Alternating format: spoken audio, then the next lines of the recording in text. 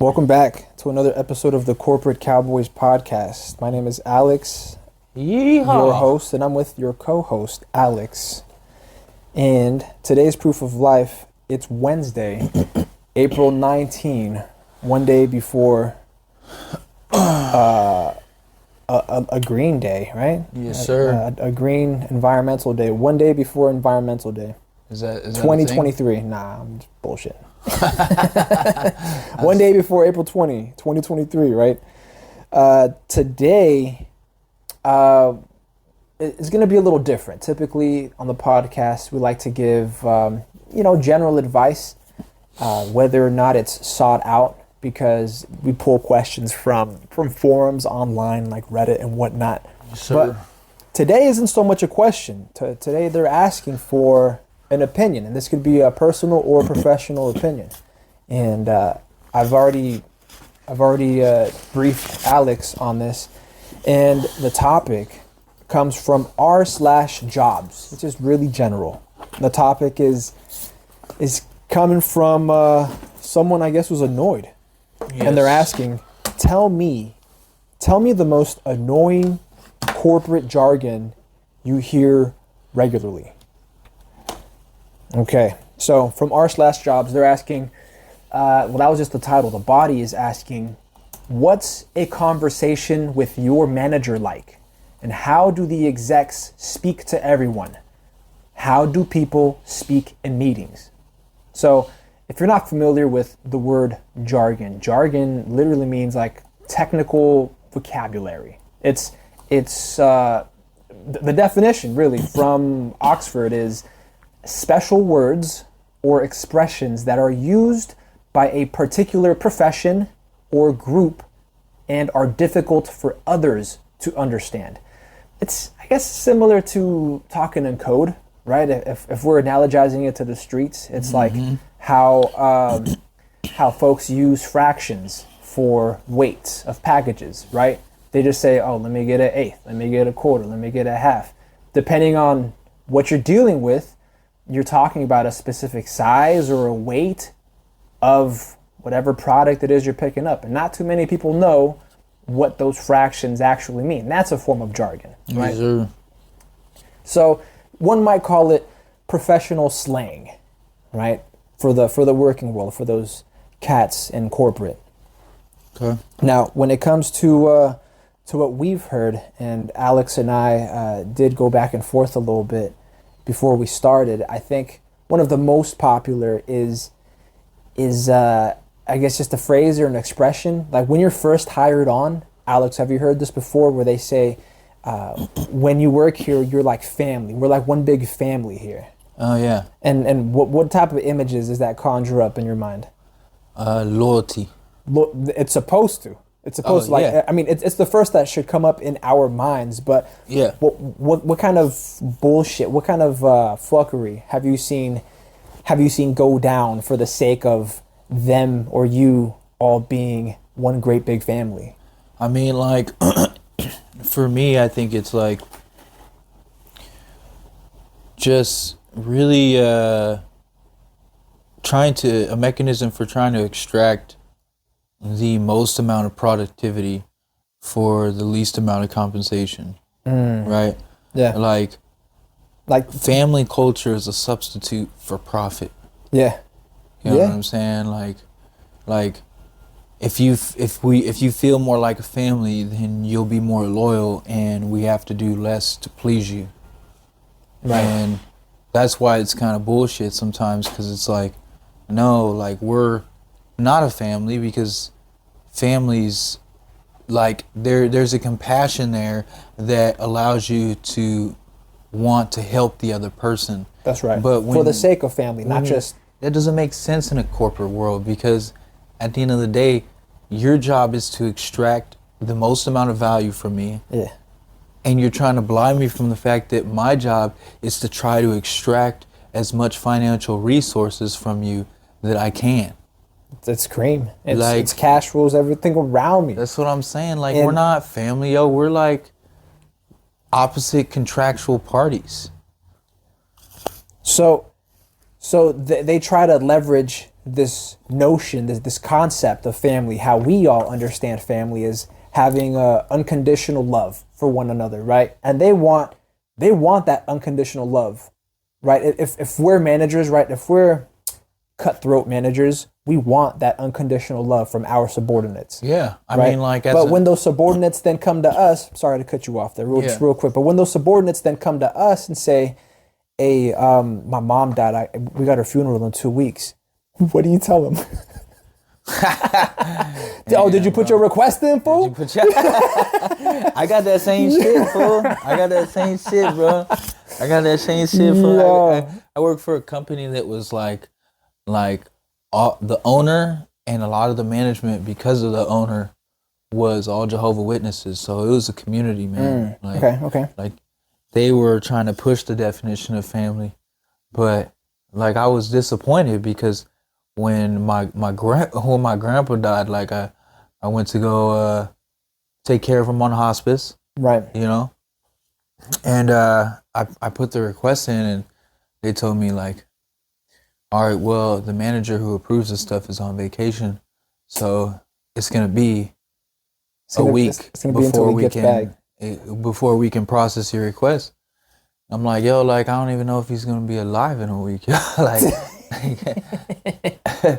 where's the family, bro? Where is the love? So Black Eyed Peas ass, bro. They ended up letting me go too. Because he wasn't my dad. Oh wow! So it's not covered underneath the regulations. Yeah, but I bet you if it was like somebody from the temple, from the church, they'd be calling out left and right. Yeah. And getting that shit covered. Yes, sir. So yeah, I was a little disappointed, but I understood. I wasn't that disappointed because I understood that it was a business. You understood the game. Yeah, so there's still no hard feelings. It's just like I expected more from a very religiously oriented company.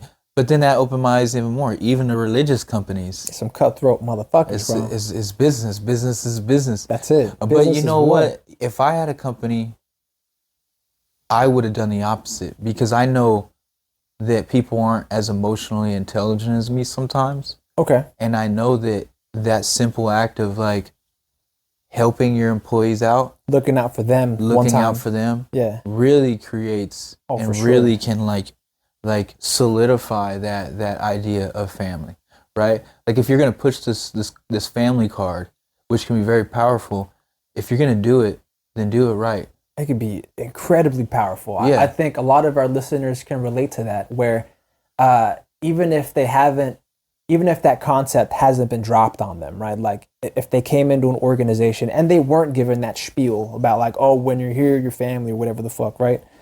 If these good managers, and they're few and hard to, they're few and far in between, right?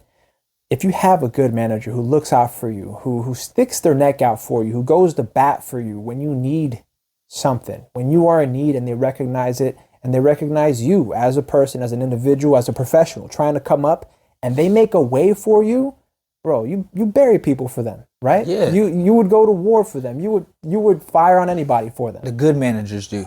That's right. A good manager. That's right. So if you're a good manager, you want to your best bet is to try and instill loyalty from your. It's like some fucking Machiavelli shit, bro. Mm-hmm. You know what I mean? Mm-hmm. Like, be honest, be a little ruthless sometimes, be hard on them, but then still be take capable enough. Take care of them. To cultivate that, like, that's real social equity is having equity in somebody that you could call on. Where if we're treating each individual person like a bank account, it's like the deposits you make in good faith, you can later withdraw in the form of favors. Yeah. Right? Yeah, exactly, man. And so my advice to somebody would be like, yo, like, if you hear it, right? Don't let it get to you immediately. Yeah, like, but you gotta vet it out, yeah. Don't take for what it is, like, evaluate, right? Absolutely. How they're treating you. But even then, understand that it's always a business at the end of the day.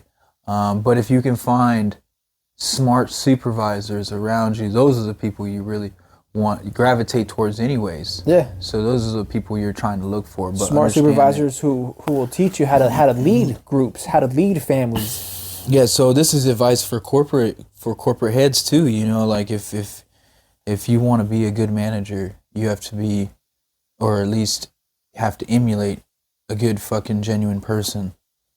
You have to talk that talk Yeah. and walk that walk. Yeah. Which I guess is also another piece of jargon, right? Yeah. A lot of folks say that you gotta walk the talk, and I'm not gonna say it's so much annoying. I mean, like that concept of family, it's not so much an annoying piece of jargon, but it is jargon that we hear in corporate. Talk the walk, talk the walk, Walk the talk. walk the talk. Walk the talk is also like another piece of jargon that folks say. Where like, if you're really about that life, then you're living that life, right? Yeah, and so like what I would say is that like there's a lot of room for manipulation in corporate world, Absolutely. especially with these jargons, right?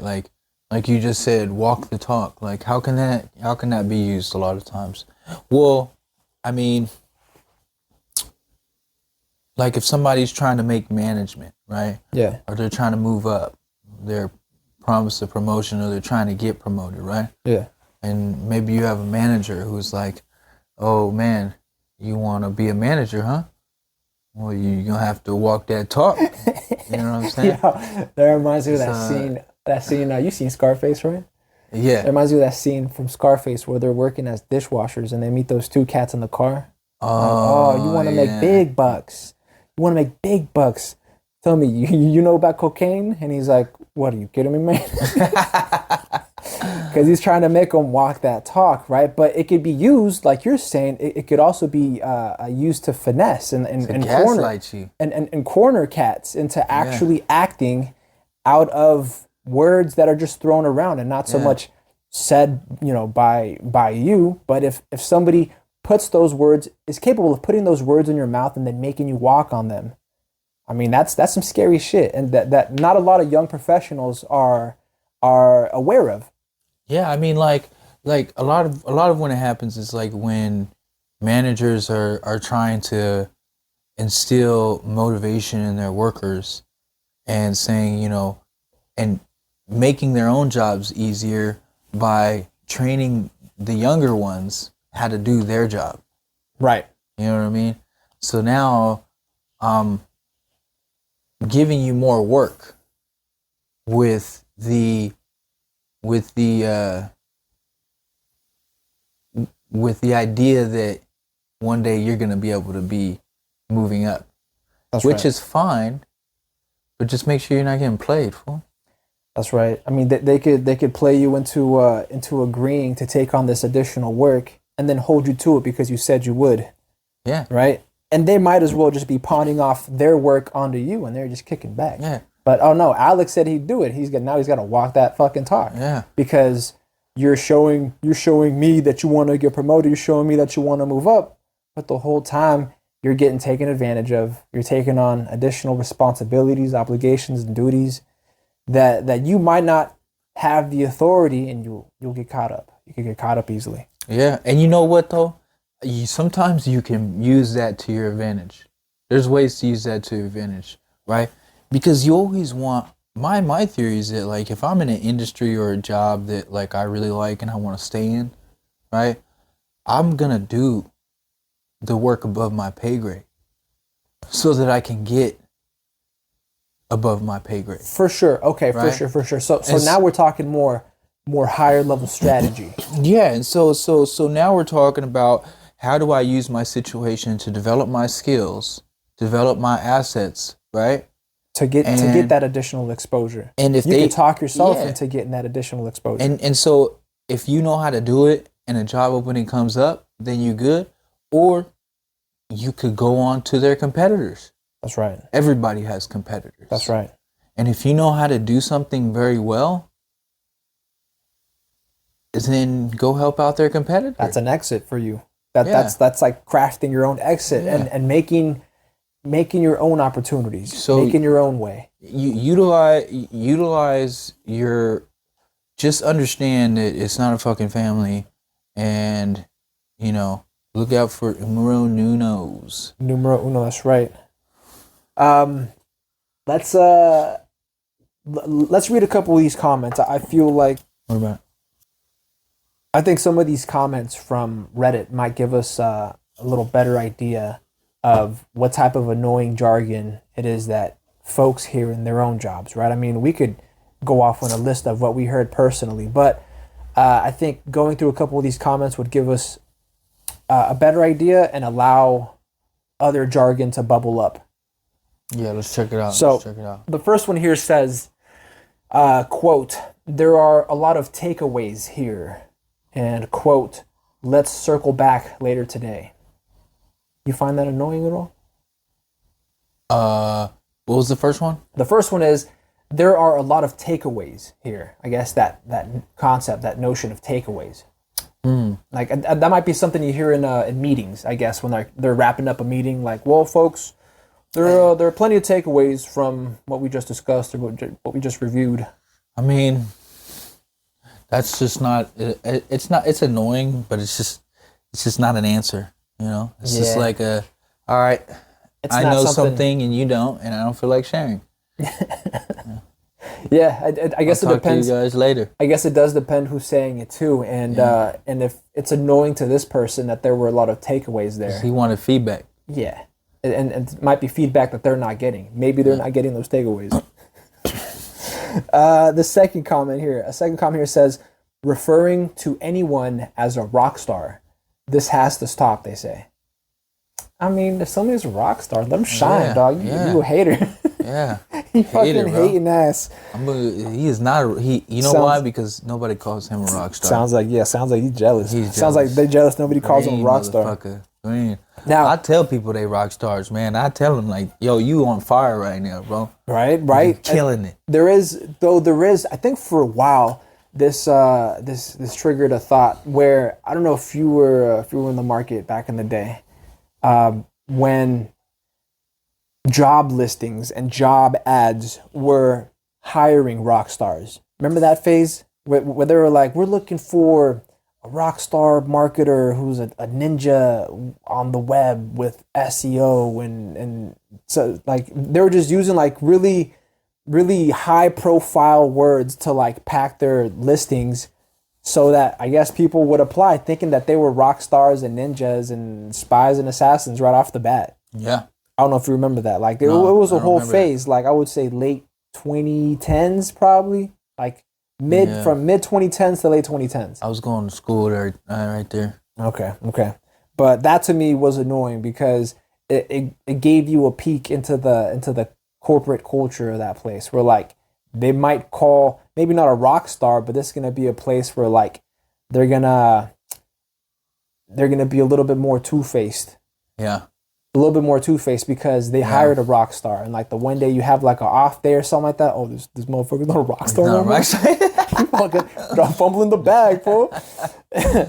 And somebody right under that actually comments and says, "I'll take it a step further and go with family." You see, so we did talk about that where they bring up this notion of family, and it can be annoying, right? Unless, like Alex mentioned earlier, that if they cultivate the feeling of family and they do it correctly, then a family is what you got. And it's been said that, is it the blood of the covenant?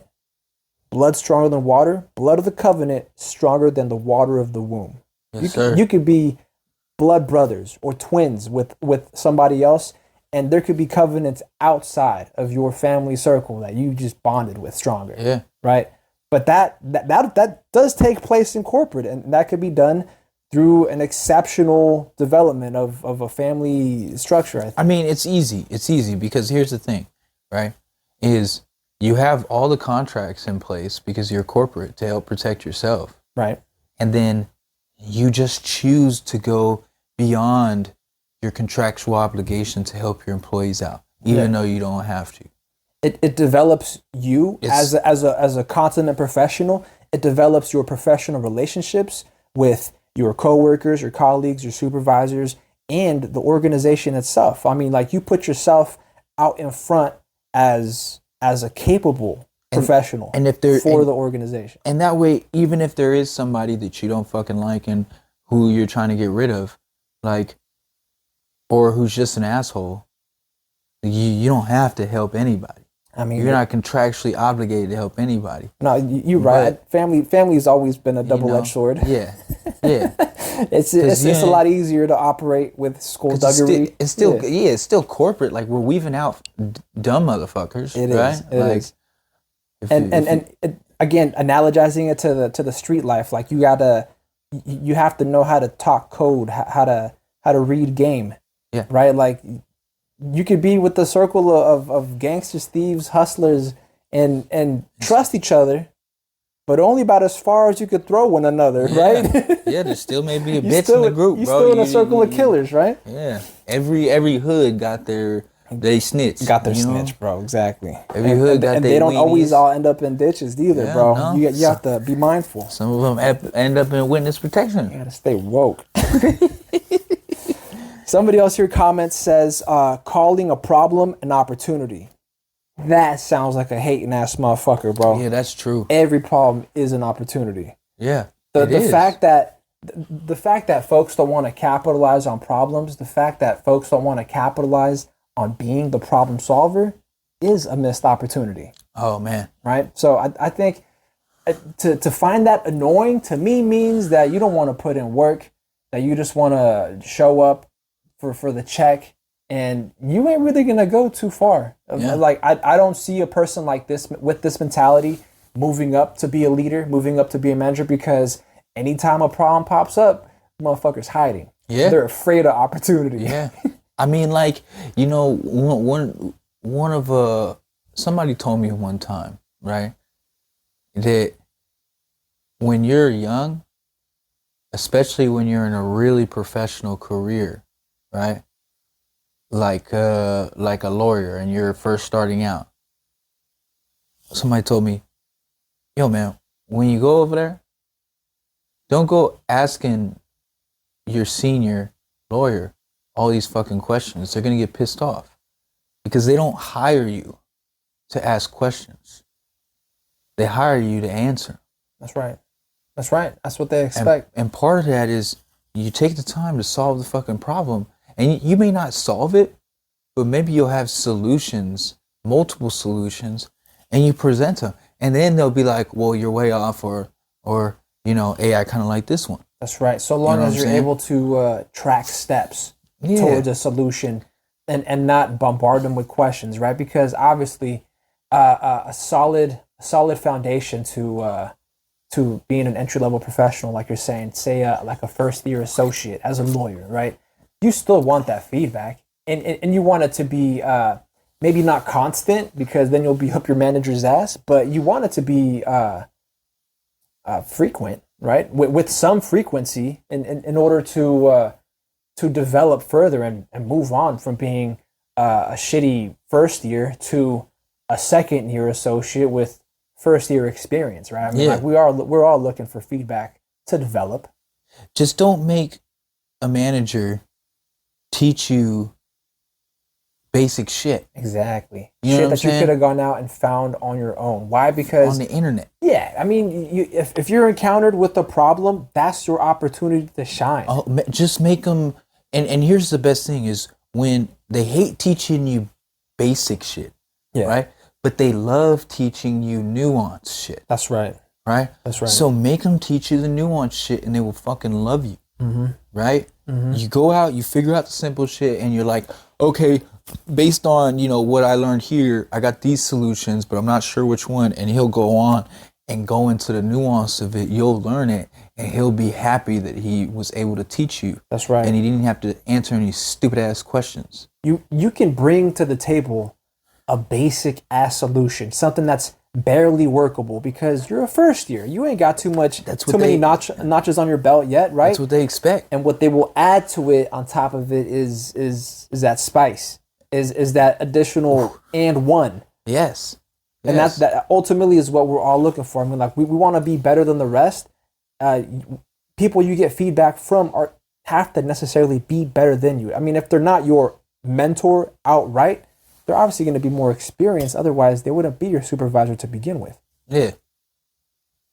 Calling a problem an opportunity is annoying. Yes. All right. Somebody else comments, there's a lot to unpack here.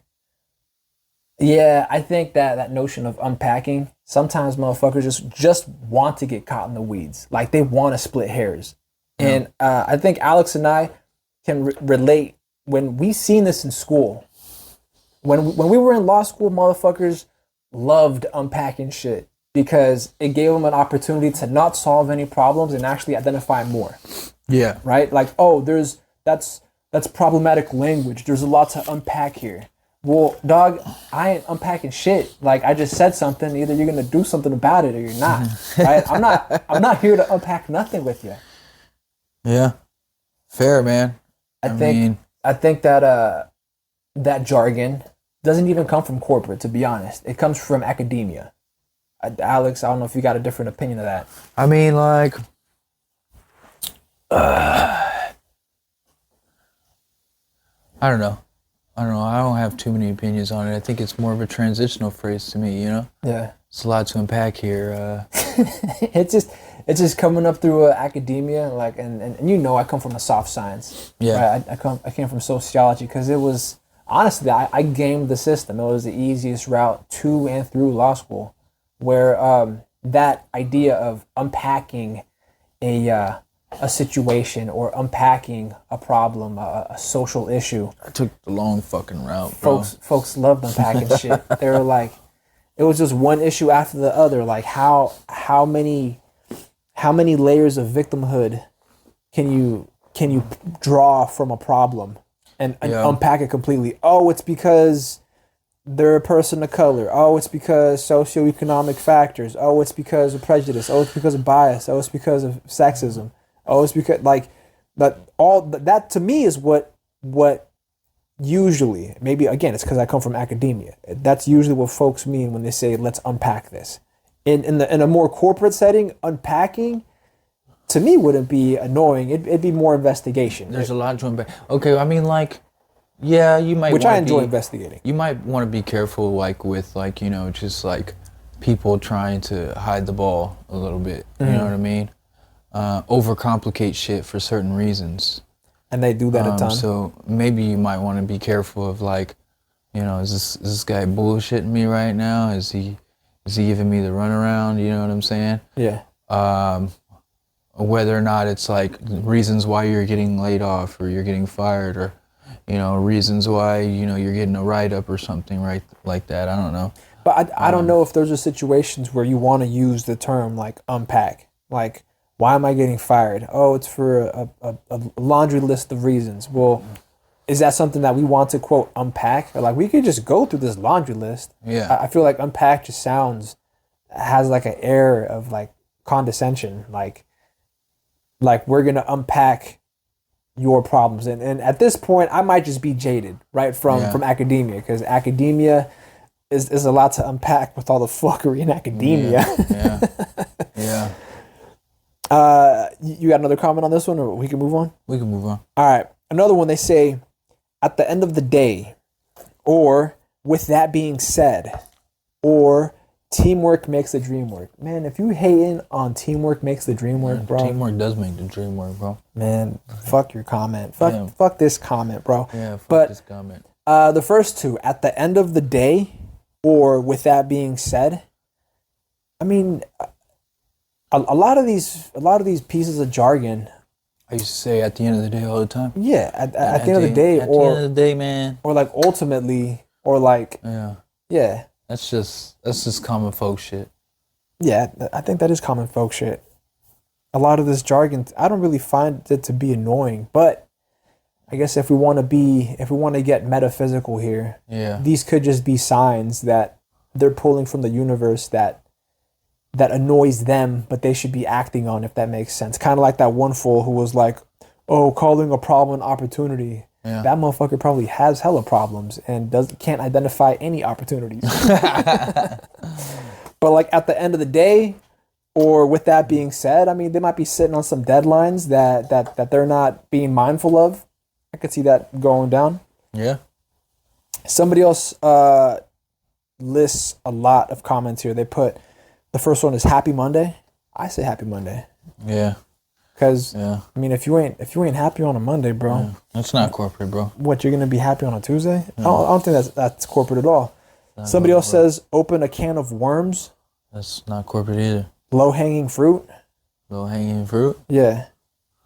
I mean, like, I don't know if that's corporate either. That's just an analogy. Yeah, I don't think a lot of these are jargon that is annoying, or maybe, I mean, we are learned professionals. Maybe like this isn't the type of jargon that would annoy us. I mean, like, given that we're in the legal field, I mean, the jargon that we've heard more so is coming out of like case law, probably. Yeah. But then even then, that's more like legalese, like therefore, or hereto now, or thus. Yeah. They continue. They write, to piggyback off that point. Let's table this for later. I mean, yeah, that's all corporate speak, but it might just be that Alex and I are professional enough. I mean, we have that sense of consummate professionalism that we're constantly cultivating. We're like, none of this really surprises us or annoys us. I mean, we've heard and seen shit behind office doors that would make others run along from corporate, right? Yep. I got some, bro. I'm gonna hit this. Hit that. Go ahead. I got some. Let's see. Somebody else says core values. Core values. Oh, okay. See, now we're talking corporate jargon, bro. Core values, man. That's a good one, bro. The core values. I think that comes back. SWAT team. I think that comes back to SWAT team or SWOT analysis. SWAT teams for the SWOT analysis. Damn, bro, you're bringing back memories. Moving the goalposts. Okay, see, now we're talking. And I think those are up there on par with treating the workplace like family. You ready for this one? Go ahead. Trim the fat. There you go. Trimming the fat. Trimming the fat. I think in certain contexts, I would find that annoying.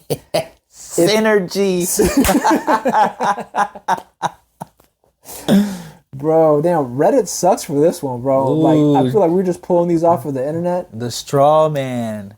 Okay, yeah, no, strawman I'm familiar with and can also be annoying, especially when they're trying to deflect. Folks love to put up straw people when they're like deflecting from an issue and they don't want to address the issue head on. Yep. You got another one? Somebody table here, the conversation. I guess we're treating Reddit as a fucking trash can right now because in the loop. They write, here's one, I quote, "I've scheduled a one-on-one to discuss your development," and they're like, "Just leave me alone, please." If you don't want to discuss your development, you're gonna stay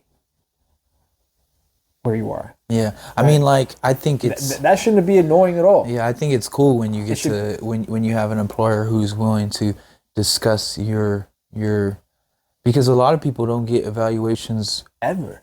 Well, maybe once a year if they're lucky. Right. You know, average is once a year. So if you can get an evaluation more than once a year, because then you're fortunate. I've worked in spots where we went 2 or 3 years without an evaluation. I mean, you talk about professional development, that's called just being stagnant. And you know when you get raises? During evaluations. That's it. And folks, that's when you negotiate. Don't put 2 and 2 together that discussing your development literally means a performance evaluation and the chance to negotiate. Because then you get information about, and you can ask questions about how you can do your job better. Exactly. You know, where you need to improve what you have done. I mean, they might have some type of printout of metrics you have hit and metrics you have yet to improve on, and that's where you get down to quantifying how close you are to a promotion or what steps you need to take to get it. Yep. Man, I think Reddit. I mean, but we have to be cognizant of the demographic that uses Reddit.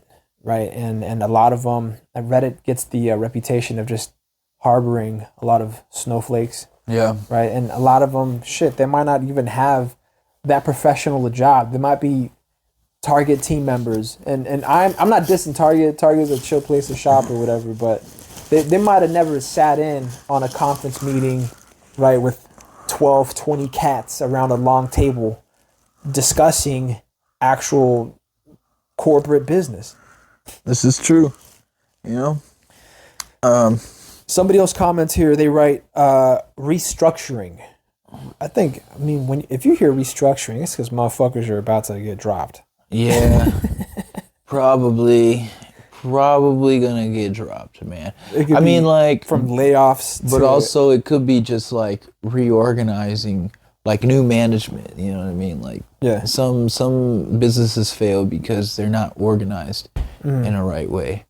They got the fucking host, you know, fucking in the kitchen cooking, and they got the waiters and they got fucking cleaning the bathrooms and shit, mopping floors. Yeah. Nah, that does make sense. I mean, I guess if there is a restructuring, it would just be like an organizational audit of sorts. Yeah, but a lot of times it means you're fired, so be careful.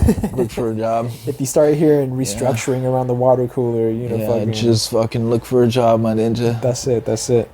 Somebody else writes, I think we'll make this the second to last one. They write, in quotes, a gentle reminder. Gentle reminder. I think it means you're fucking up, bro. Yeah.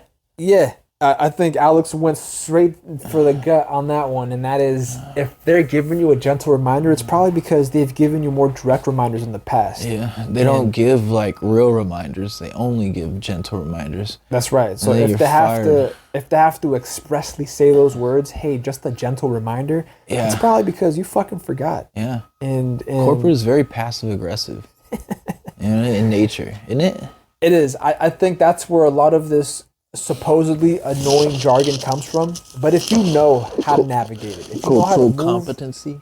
Yeah, if you know how to be competent, not just culturally, but competent in corporate. That's another corporate jargon, especially nowadays. Cultural competency. Oh, for sure. That I think was whatever the fuck that means. We caught a lot of that in school when we were coming through, and now in corporate, it's becoming more and more popular to have this notion of cultural competency, but motherfuckers just like to talk shit, but they never walk shit. You feel me?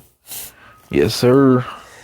I think that about does it, man. We're going on 30 minutes now. All right. But we're going to close out here with a couple of plugs real quick. I know this was kind of an unorthodox episode, but find us on Instagram. That's at Corporate Cowboys with a Z. Yeah. Find us on Patreon. The podcast is The Corporate Cowboys Podcast.